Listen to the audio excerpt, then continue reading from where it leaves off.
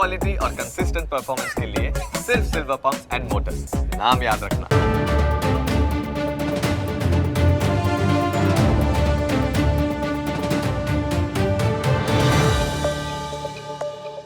નમસ્કાર, આજની cover story સાથે હું છું હિમ. વાત કરીશું આજે માસૂમ બાળકોના સોદાગરોની. તમે ઘણી એવી ફિલ્મો જોઈએ છે જેમાં રૂપિયા લઈને બાળકોનો સોદો કરવામાં આવતો હોય છે, પણ આજે અમે તમને હકીકતમાં ચાલતા આખા રેકેટની વાત કરીશું. કઈ જગ્યાએ, કેટલા રૂપિયામાં, કેવી રીતે, કોના દ્વારા અને કેવી રીતે બાળકોને વેચી દેવાતા હતા, તે આજની કવર સ્ટોરીમાં વિગતવાર જાણીએ.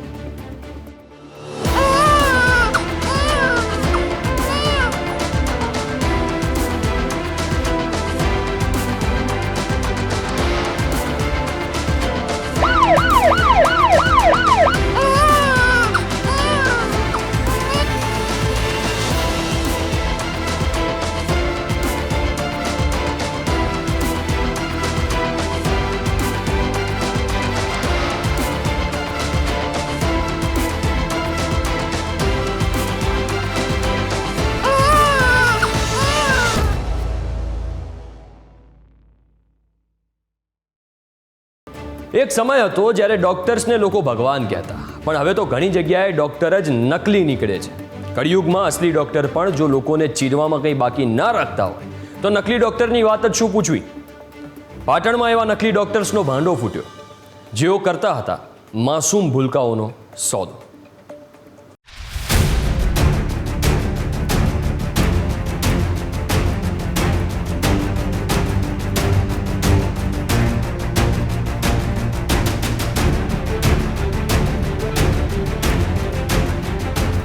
પાટણમાં ઝડપાયું બાળ તસ્કરીનું મોટું રેકેટ.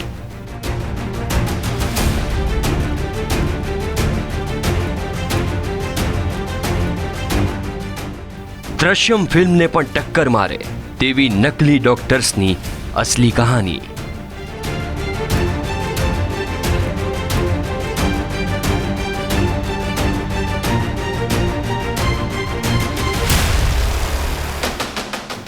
બાળક વેચાય તો વેચી દેવાનું, નહીં તો ત્યજી દેવાનું કારસ્તાન.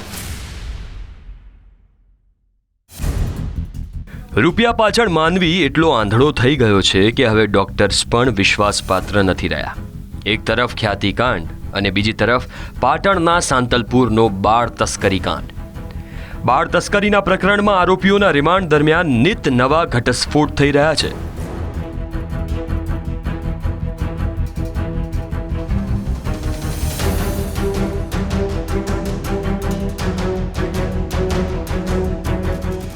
પથ્થરદિલ માનવને પણ પીગળાવી દે તેવી બાળ તસ્કરીની ઘટનામાં મુખ્ય બે કિરદાર છે શિલ્પા ઠાકોર અને સુરેશ ઠાકોર. આ બંને જણાએ ભેગા મળીને માનવતા અને કાયદાને નેવે મૂકીને એવા કાળા કારનામા કર્યા કે જેની હકીકત સાંભળીને તમે પણ ચોંકી જશો. પોલીસે સુરેશ અને શિલ્પા બંનેની ધરપકડ કરી લીધી. બંને રિમાન્ડ પર છે. લોકો અને પોલીસને થાપ આપીને હોસ્પિટલમાં ગેરકાયદે કારનામા કરી રહ્યા હતા. સૌથી પહેલા તો ડિગ્રી વિના આખી હોસ્પિટલ ચલાવવાના પ્રકરણમાં સુરેશ ઠાકોરની ધરપકડ કરવામાં આવી. આ કેસમાં પોલીસે તેને સબ જેલમાં મોકલી આપ્યો હતો, પણ તપાસ દરમિયાન સુરેશ ઠાકોરે બાળકનો સોદો કર્યાનો ઘટસ્ફોટ થતા એસઓજી પોલીસે ટ્રાન્સફર વોરંટના આધારે તેની ધરપકડ કરી. બાળ તસ્કરીના તાર ફક્ત પાટણ જ નહીં પણ બનાસકાંઠા સુધી લંબાયેલા છે. બનાસકાંઠાના કાંકરેજ પાસે આવેલા થરા ગામે એક બાળકનો જન્મ થયો હતો. તે સમયે હોસ્પિટલમાં જ કામ કરતા રૂપસિંહ ઠાકોર દ્વારા આ બાળક શિલ્પા ઠાકોરને અપાયું અને શિલ્પાએ માસૂમ બાળક સુરેશ ઠાકોરને આપ્યું. બાળકની તબિયત બગડતા તેઓ નિષ્કા હોસ્પિટલ પહોંચ્યા. બાળક નિષ્કા હોસ્પિટલમાં દાખલ હતું તે સમયે જ તેનો સોદો થયો. હોસ્પિટલમાં મેડિકલ ચલાવતા નરેન્દ્ર દરજી અને અમૃત રાવળે નિસંતાન દંપતીનો સંપર્ક કર્યો. નિસંતાન દંપતીને કહેવામાં આવ્યું કે બાળક જોઈતું હોય તો આવી જાઓ. હોસ્પિટલમાં નિસંતાન નીરવ મોદીએ સુરેશ ઠાકોર સાથે બાળકનો સોદો કર્યો. સુરેશ ઠાકોરે નીરવ મોદીને ₹1,20,000 વેચી દીધું હતું બાળક. નીરવ મોદીએ દત્તક બાળકના દસ્તાવેજો કરી આપવાની વાત કરી, જો કે બોગસ ડોક્ટર્સે દસ્તાવેજો આપવામાં આનાકાની કરી. આ દરમિયાન નવજાત બાળકની તબિયત વધુ લથડતા નીરવ મોદીએ નવજાત બાળક સુરેશને પરત કર્યું. ત્યારબાદ સુરેશ અને શિલ્પાએ બાળક બનાસકાંઠાના મોટા ગામની સીમમાં લઈ ગયા અને ખેતરની બાજુમાં બાળકને બિનવારસી હાલતમાં ત્યજી દીધું.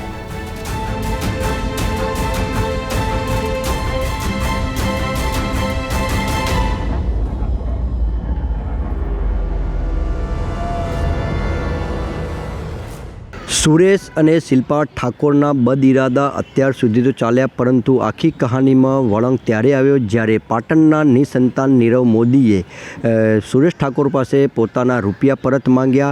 રૂપિયા પરત ન આપતા આખો કેસ પોલીસ સ્ટેશને પહોંચ્યો અને ત્યારબાદ સુરેશ અને શિલ્પા ઠાકોરનો ભાંડો ફૂટ્યો.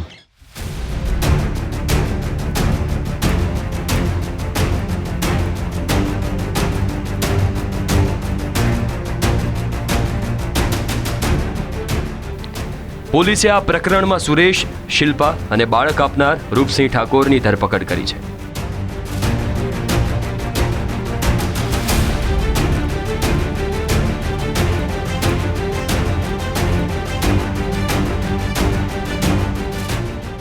બાળક આપવાનું નક્કી થાય છે.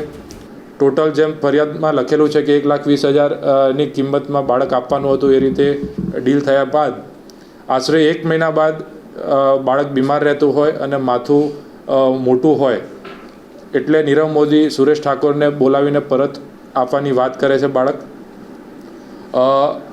પરત આપ્યા બાદ સુરેશ ઠાકોર એને પરત 30,000 રૂપિયા આપે છે. તે બાદ સુરેશ ઠાકોર અને શિલ્પા ઠાકોર બંને બાળકને લઈને સિદ્ધપુર પાલનપુર થઈને પાલનપુર ડીસા હાઈવે ઉપર મોટા ગામની સીમમાં રાત્રિના સમયે બાળકને બિનવારસી હાલતમાં મૂકીને ત્યાંથી નીકળી જાય છે. તો બીજી તરફ બાળકને જ્યારે ત્યજી દેવાયું ત્યારે તેની હાલત ખૂબ દયનીય હતી. બાળકનું માથું ખૂબ મોટું થઈ ગયું હતું. બાળક ખેતર પાસે કણસી રહ્યું હતું. જો કે સ્થાનિકો બાળકને જોઈ જતાં જ પોલીસનો સંપર્ક કરાયો. પોલીસ બાળકને સારવાર માટે સિવિલ હોસ્પિટલમાં લઈ ગઈ અને કાયદાકીય કાર્યવાહી બાદ બાળકનો કબજો શિશુ ગૃહને સોંપાયો. જો કે મગજમાં ભરાયેલા પાણીનું રોટેશન ન થતું હોવાથી બાળકનું ઓપરેશન કરવું પડે તેમ હતું. સિવિલમાં આ ઓપરેશન થતું ન હોવાથી શિશુ ગૃહ દ્વારા પાલનપુરની ખાનગી હોસ્પિટલમાં લઈ જવાયો, જ્યાં ડૉક્ટરે 90,000નું ઓપરેશન ફક્ત 55,000માં કરી આપ્યું અને 4 દિવસમાં રજા મળતા બાળકને શિશુ ગૃહમાં લવાયું. હાલ આ બાળક 8 માસથી વધુનું થઈ ચૂક્યું છે અને સંપૂર્ણ સ્વસ્થ હોવાનું જાણવા મળી રહ્યું છે. જો કે હજુ સુધી આ બાળકના માતા પિતા કોણ છે તેની કોઈ સ્પષ્ટતા નથી થઈ, પણ પોલીસને ઇનપુટ મળ્યા છે, જેથી પોલીસ DNA ટેસ્ટ કરાવશે અને અસલી માતા પિતાને બાળકનો કબજો સોંપશે.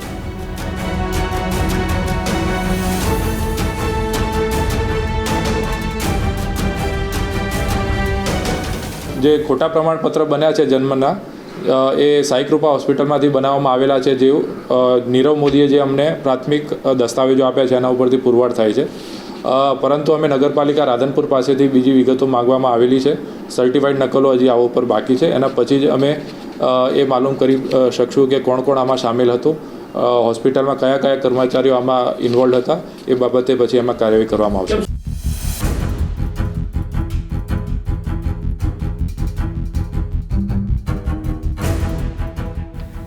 તો આ તરફ કામલપુર ગામની શિલ્પા ઠાકોરે સર્ટિફાઈડ હેલ્થ વર્કરનો કોર્સ કરેલો છે, જે રાધનપુરમાં કૃષિ હોસ્પિટલ હેલ્થ વર્કર તરીકે નોકરી કરતી હતી.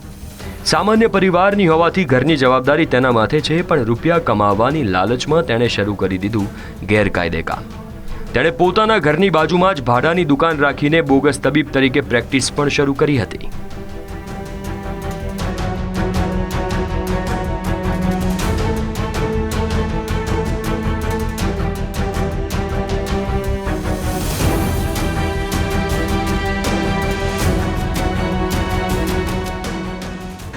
બાળ તસ્કરીના આ કેસમાં શિલ્પા મુખ્ય સૂત્રધાર સુરેશ ઠાકોર સાથે જ હતી. બાળક લાવવાથી લઈને બાળક ત્યજી દીધા સુધી તેણે સુરેશ ઠાકોરનો સાથ આપ્યો હતો. ત્યારે હવે પોલીસ જુદા જુદા એંગલથી તપાસ કરી રહી છે અને આ તપાસમાં અનેક નવા વળાંકો બહાર આવે તેવી પણ શક્યતાઓ રહેલી છે. Bhavesh Bhojak, news capital, Patan.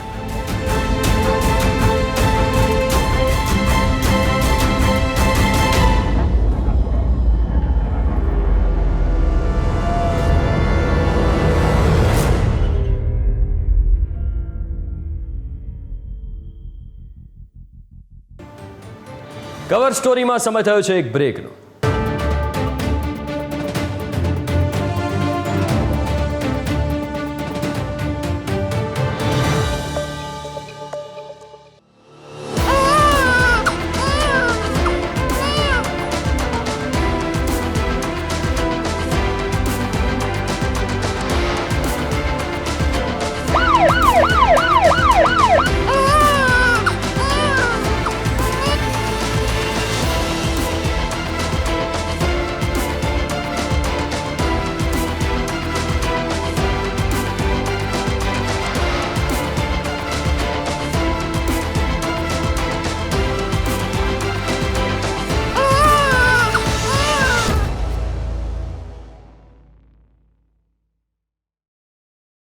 સુરેશ, શિલ્પા અને રૂપસિંહ ત્રણેય આરોપીઓના એક કારસ્તાન વિશે જાણ્યા બાદ હવે તમને અમે એક તસ્કરી કાંડ વિશે જણાવી. આ કેસમાં વધુ 2 પાત્રો સામે આવ્યા. આ તમામે મળીને એવો કાંડ આચર્યો કે પોલીસ પણ ચક્રાવે ચડી ગઈ.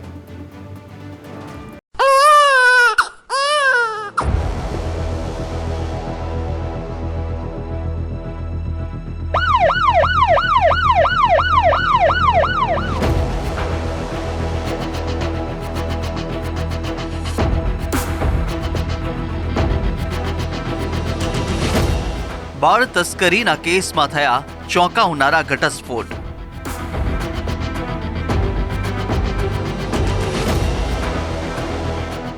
તપાસ દરમિયાન વધુ એક બાળકની તસ્કરીનો ખુલાસો.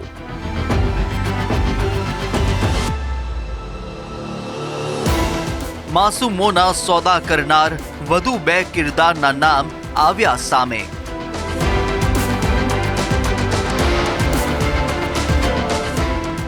આરોપીઓના રિમાન્ડ દરમિયાન બાળ તસ્કરી કેસની તપાસ જેમ જેમ આગળ વધી રહી છે તેમ તેમ નવા પત્તા અને નવા કિરદાર સામે આવી રહ્યા છે.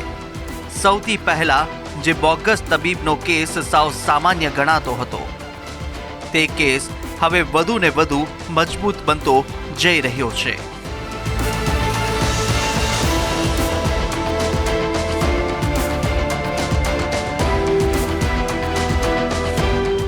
પહેલા જે એક બાળકના સોદાની વાત હતી તેમાં સદનસીબે બાળક જીવતું હતું, પરંતુ હવે જે હકીકત સામે આવી છે તે ટીવી સ્ક્રીન પર દેખાતા આ નરાધમો પર ધિક્કાર વરસાવનારી છે.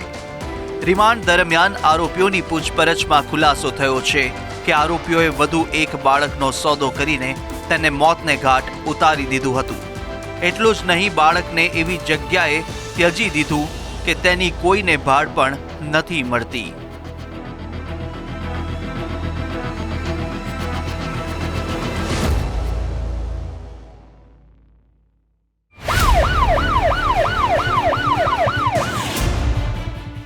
કહેવાય છે કે જ્યારે પાપનો ગળો ભરાઈ જાય ત્યારે તેને ફૂટતા વાર નથી લાગતી. પાટણના નરાધમોની વર્ષોથી ચાલી રહેલી આ કાળી કરતૂતોનો ભાંડો પણ ફૂટી ગયો. પોલીસનું ચાબુક ચાલતા જ આરોપીઓ વટાણા વેરવા લાગ્યા.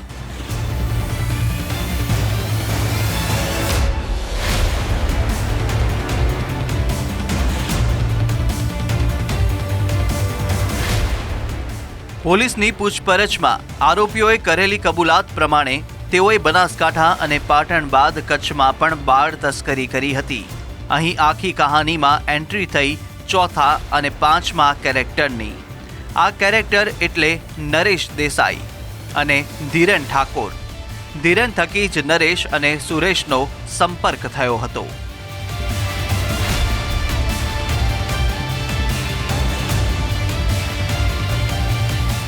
કહી શકાય કે આ કેસના અંદર એક પછી એક નવા નામો ખુલતા જાય છે. સુરેશ ઠાકોર બાદ શિલ્પા ઠાકોર બાદ રૂપસિંહ ઠાકોર થરાના, અને ત્યારબાદ એસઓજી પોલીસની પૂછપરછના અંદર નવા 2 નામો ખુલ્યા છે, અને એમાં જે નરેશ રબારી અને ધીરેન ઠાકોરનું નામ પણ ખુલ્યા છે. પોલીસે બંનેની પૂછપરછ હાથ ધરવામાં આવી છે અને તેમની ધરપકડ પણ કરવામાં આવી છે. હવે ઘટના પર આવીએ. વાત છે કચ્છની. કચ્છના આડેસરમાં બોગસ ડોક્ટર નરેશ દેસાઈએ લોકલાજથી બચવા માંગતી મહિલાની ડિલિવરી કરી હતી. માસૂમ બાળકી કોઈના ઘરે પગલાં પાડીને કિલકિલાટ કરે તે પહેલા જ ₹7 લાખમાં તેનો સોદો થઈ ગયો હતો, પરંતુ ₹7 લાખનો સોદો નિષ્ફળ ગયો હતો. આરોપીઓ કોડવર્ડથી વાતચીત કરતા હતા, જેથી નરેશે કોડવર્ડમાં ધીરેન ઠાકોરને જણાવ્યું હતું કે 2 નંબરિયું બાળક આવ્યું છે. જાણકારી મળતા જ શિલ્પા, સુરેશ અને ધીરેન ગાડી લઈને આડેસર પહોંચ્યા હતા, કારણ કે સોદો થયા મુજબ બીજા દિવસે સવારે બાળકી ખરીદનાર પાર્ટીને સોંપવાની હતી. તેઓ આડેસરથી બાળકી લઈને પાટણ પહોંચ્યા હતા. જો કે બાળકીની તબિયત સારી ન હોવાથી હોસ્પિટલમાં લઈ ગયા હતા, જ્યાં શંકાસ્પદ કેસ લાગતા ડોક્ટરે સુરેશને બાળકી પરત સોંપી દીધી હતી. બીજી તરફ સોદો કરનારને પણ શંકા જતા તેણે બાળકી લેવાની ના પાડી દીધી હતી, જેથી સુરેશ અને શિલ્પા સહિતના આરોપીઓ બાળકીને ગાડીમાં લઈને જતા હતા. આ દરમિયાન રસ્તામાં જ બાળકીનું મોત થયું હતું.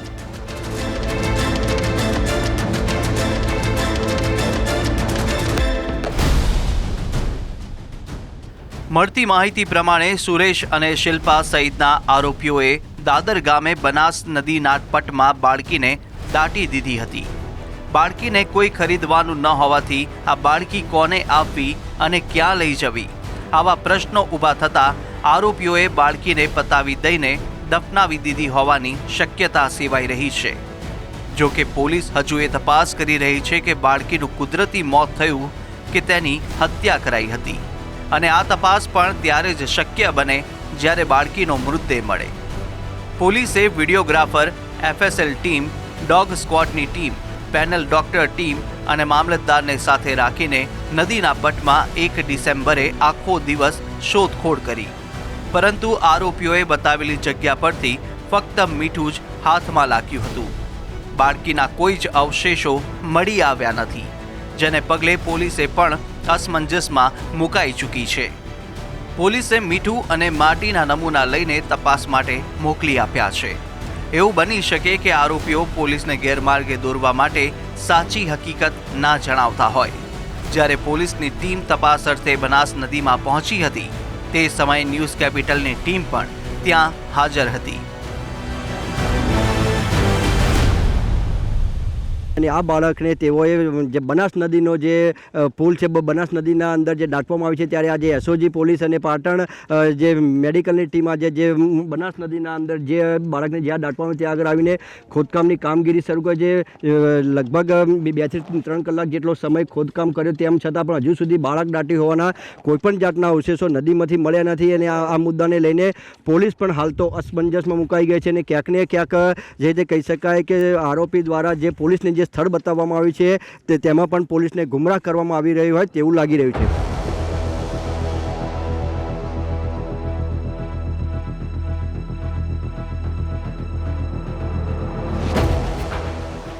તો બીજી તરફ આરોપીઓની વાત કરીએ તો નરેશ રબારી મૂળ સમીનો છે અને આડેસરમાં બોગસ હોસ્પિટલ ચલાવતો હતો, ત્યાં ડિલિવરી પણ કરાવતો હતો. જ્યારે ધીરેન ઠાકોર પહેલા આરોગ્ય વિભાગમાં કરાર આધારિત નોકરી કરતો હતો, ત્યારબાદ છૂટો થતા ખાનગી હોસ્પિટલમાં નોકરી કરતો હતો. ધીરેન તેના પિતાનો એકનો એક દીકરો છે. થોડા સમય અગાઉ જ તેના પિતાનું કુદરતી મૃત્યુ થયું છે. તેના પિતા પાણી પુરવઠામાં નોકરી કરતા હતા અને તેઓ નિવૃત્ત હતા. ધીરેનનું વતન પ્રેમનગર ગામે છે અને તેને 2 બાળકો છે, જ્યારે તેની પત્ની છેલ્લા 10 વર્ષથી રિસાઈને તેના પિયરમાં રહે છે. સમગ્ર પ્રકરણમાં પોલીસે 5 આરોપીઓની ધરપકડ કરી છે. પોલીસે 10 લાખનો મુદ્દામાલ સહિત હોસ્પિટલના સાધનો પણ જપ્ત કર્યા છે. હવે આગામી દિવસોમાં આ કેસમાં વધુ ચોંકાવનારા ખુલાસા થાય તેવી શક્યતા સેવાઈ રહી છે.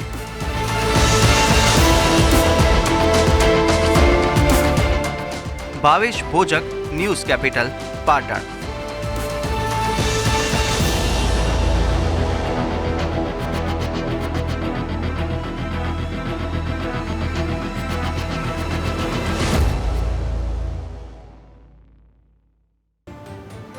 કવર સ્ટોરીમાં સમય થયો છે એક બ્રેકનો.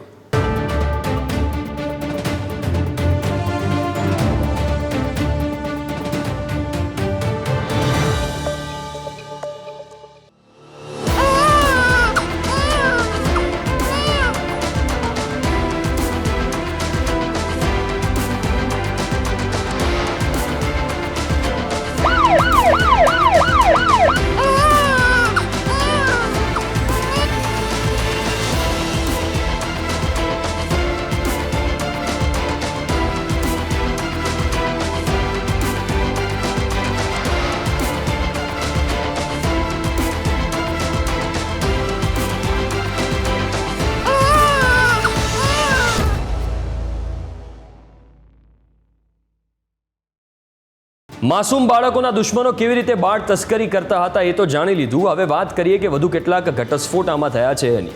આરોપીઓ મુખ્યત્વે કોને કોને ટાર્ગેટ કરતા હતા અને તેમની શું મોડસ ઓપરેન્ડી હતી એ પણ જાણી લઈએ.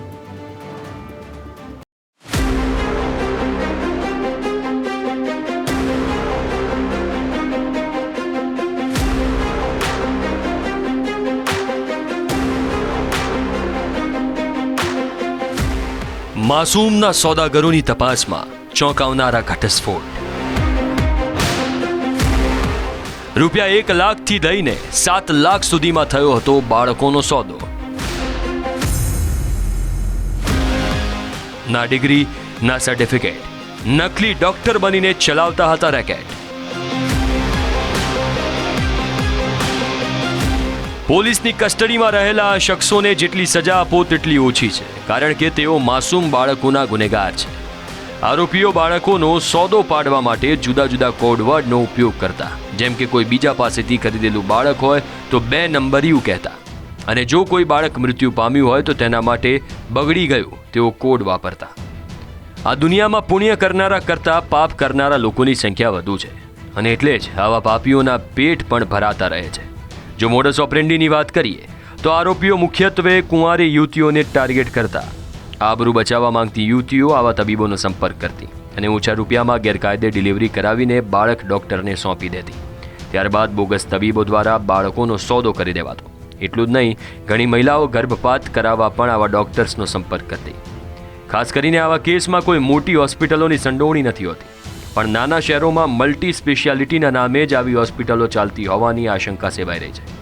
ધારો કે કોઈ મલ્ટી સ્પેશિયાલિટી હોસ્પિટલમાં મુખ્ય 2 ડૉક્ટર કાયદેસરની ડિગ્રી ધરાવતા હોય અને બીજા ડૉક્ટર બોગસ હોય તેવું બની શકે, કારણ કે લોકો તો ફક્ત મુખ્ય ડૉક્ટરનું નામ સાંભળીને જ હોસ્પિટલમાં જતા હોય છે. તેઓ હોસ્પિટલની અંદર કામ કરતા ડૉક્ટર વિશે કશું જ જાણતા નથી હોતા. સામાન્ય લોકોની વાત તો દૂર રહી, તંત્રને પણ આવા ડૉક્ટર્સ વિશે કોઈ જ પ્રકારની જાણકારી નથી હોતી. આવા ડૉક્ટર્સ પોતાના મળતિયાઓ મારફતે બર્થ સર્ટિફિકેટ પણ કઢાવી દેતા હોય છે.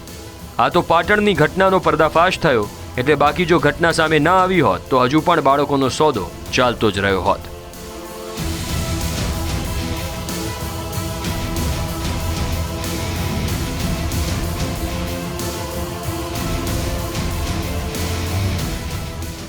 એક સમય હતો જ્યારે ડોક્ટર્સ રૂપિયા કરતાં માનવ સેવાને વધારે મહત્વની ગણતા, પણ કેટલાક તબીબો હવે આ સમય પર કાળા કારસ્તાનોના કપડાં પહેરાવી રહ્યા છે. તેમને કોઈની કંઈ જ પડી નથી હોતી, તેમને ફક્ત રૂપિયા જ દેખાય છે. રૂપિયા માટે તેઓ કંઈ પણ કરી જાણે છે. સવાલો તો રાજ્યના આરોગ્ય તંત્ર સામે પણ ઉઠી રહ્યા છે. બોગસ ડોક્ટર્સને શોધવા આરોગ્ય તંત્ર કેમ કોઈ પગલાં નથી લેતું? ક્યાં સુધી આ રીતે માસૂમ બાળકોનો સોદો થતો રહેશે? બોગસ તબીબોને ઝડપી પાડીને દાખલારૂપ કાર્યવાહી ક્યારે કરાશે? લોકોના પાપની સજા માસૂમ બાળકોને શા માટે અપાય છે?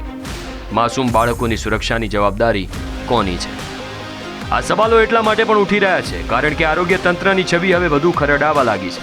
ખ્યાતિકાંડ બાદ હોસ્પિટલની કામગીરી શંકાના ઘેરામાં આવી ગઈ છે. લોકોને એવું લાગવા લાગ્યું છે કે હોસ્પિટલો ફક્ત લોકોને ચીરવા માટે જ બેઠી છે. ડોક્ટર્સમાં હવે માનવતા મરી પરવારી છે. Bhavesh Bhojak, news capital, Patan.